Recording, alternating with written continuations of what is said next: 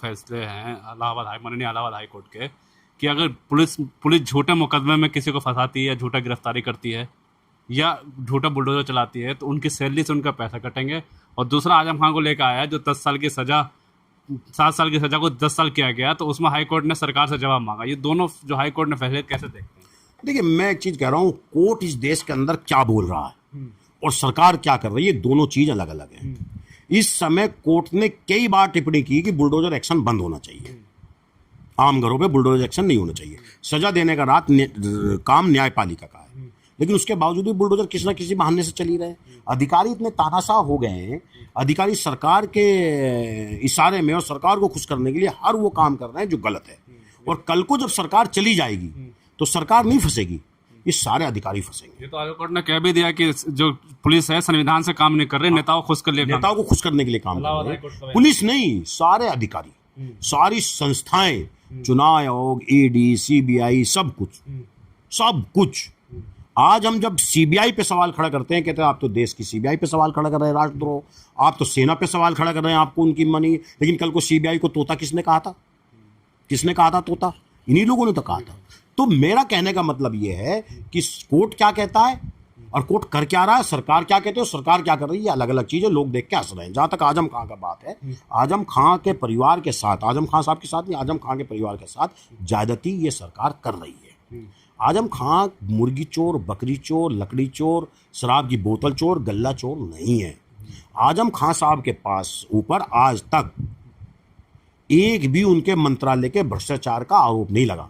आजम खां के ऊपर अगर कोई आरोप लगता तो सबसे बड़ा आरोप लगता महाकुंभ जो आयोजन किया था आजम खां जिसके इंचार्ज थे, वो महाकुंभ में इतना मोटा खर्चा होता, इतना मोटा बजट होता, उसमें भ्रष्टाचार करते।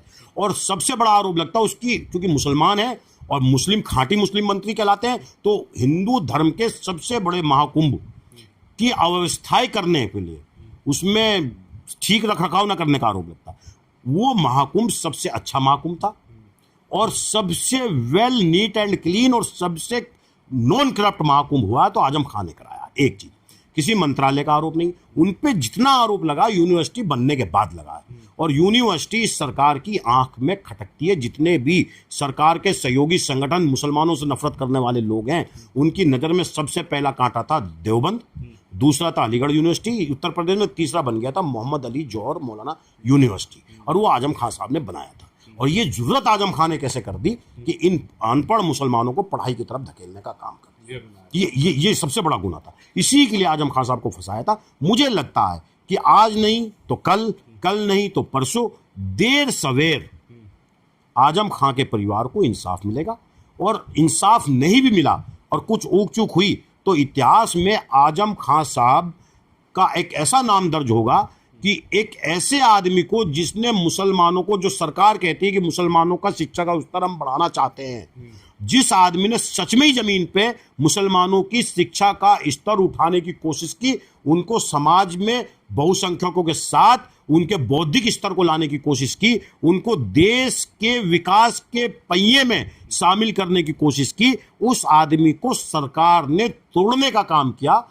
क्योंकि सरकार नहीं चाहती थी, हमें ऐसा लगता है, कि मुसलमान पढ़े, मुसलमान सवाल करना सीखे, मुसलमान देश की तरक्की में मजबूत पहिया बने, मुसलमान इस देश के अंदर कलाम साहब बने। मुझे लगता नहीं चाहती थी, इसीलिए आजम खान साहब को तोड़ने का काम।